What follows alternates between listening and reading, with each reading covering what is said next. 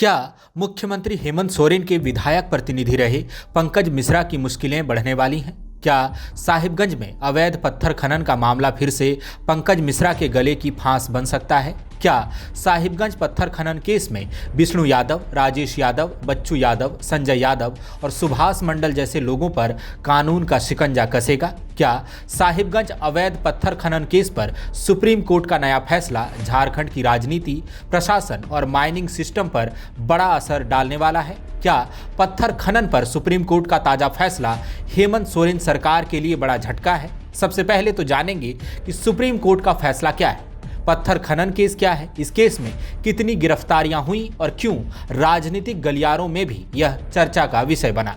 साहिबगंज में 3 साल पहले ऐसा क्या हुआ था कि राष्ट्रीय स्तर पर अखबारों में सुर्खियां बनी थीं।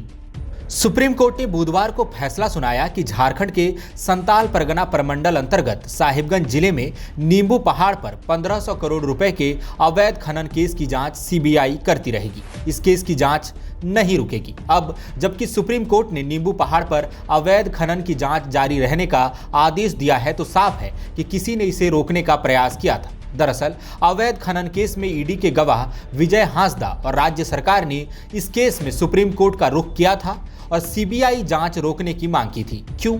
आपको सब कुछ सिलसिलेवार ढंग से समझाते हैं, आप वीडियो में हमारे साथ बने रहिए। साल 2022 में ईडी ने साहिबगंज के नींबू पहाड़ में 1500 करोड़ रुपए के अवैध खनन केस की जांच शुरू की थी। इस केस में झारखंड मुक्ति मोर्चा के बड़े नेता और तब मुख्यमंत्री हेमंत सोरेन के विधायक प्रतिनिधि रहे पंकज मिश्रा को गिरफ्तार किया गया था। इस केस में पंकज मिश्रा के अलावा और भी कई लोगों की गिरफ्तारी हुई थी। ईडी की जांच के दौरान अवैध खनन के पीछे अधिकारियों, स्थानीय राजनीतिक नेतृत्व और खनन माफियाओं के कथित मिलीभगत का आरोप लगा था। इस केस में साहिबगंज के ही विजय हांसदा ने हाईकोर्ट में याचिका लगाई। विजय हांसदा ने अवैध खनन में पंकज मिश्रा और खनन अधिकारियों की भूमिका की शिकायत की थी।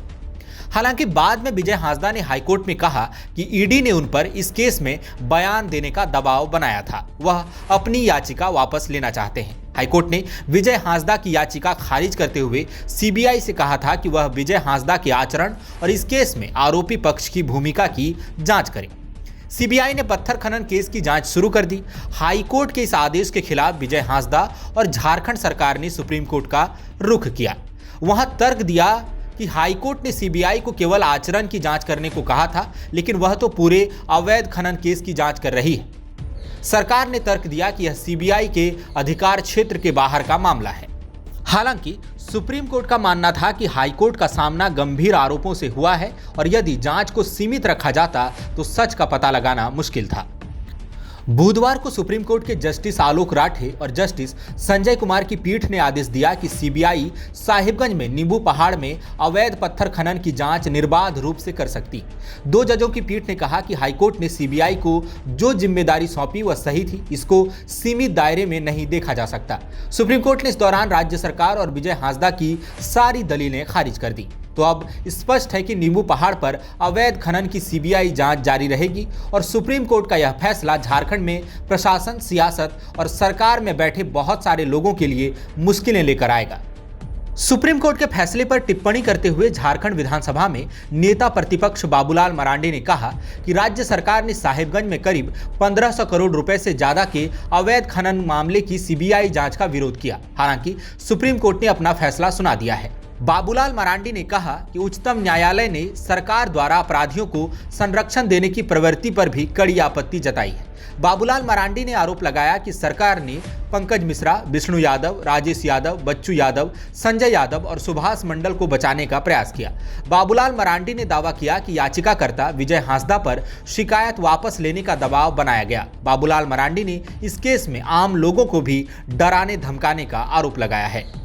गौरतलब है कि अवैध पत्थर खनन केस में ईडी ने मुख्यमंत्री हेमंत सोरेन के तत्कालीन विधायक प्रतिनिधि पंकज मिश्रा को जुलाई 2022 को गिरफ्तार किया था। इस केस में जांच एजेंसी ने बच्चू यादव, टिंकल भगत, भगवान भगत, हीरालाल भगत, प्रेम प्रकाश, पशुपति यादव और कृष्णा शाह को गिरफ्तार किया था। इस केस में ईडी ने राजेश यादव उर्फ दाहू यादव से भी पूछताछ की थी। रिकॉर्ड्स के मुताबिक वह फरार चल रहा है। इस केस में ईडी ने साहिबगंज के तत्कालीन एसपी नौशाद आलम, जिला खनन अधिकारी विभूति कुमार और याचिकाकर्ता विजय हांसदा से पूछताछ की थी। पंकज मिश्रा समेत कई लोग अभी जमानत पर बाहर हैं।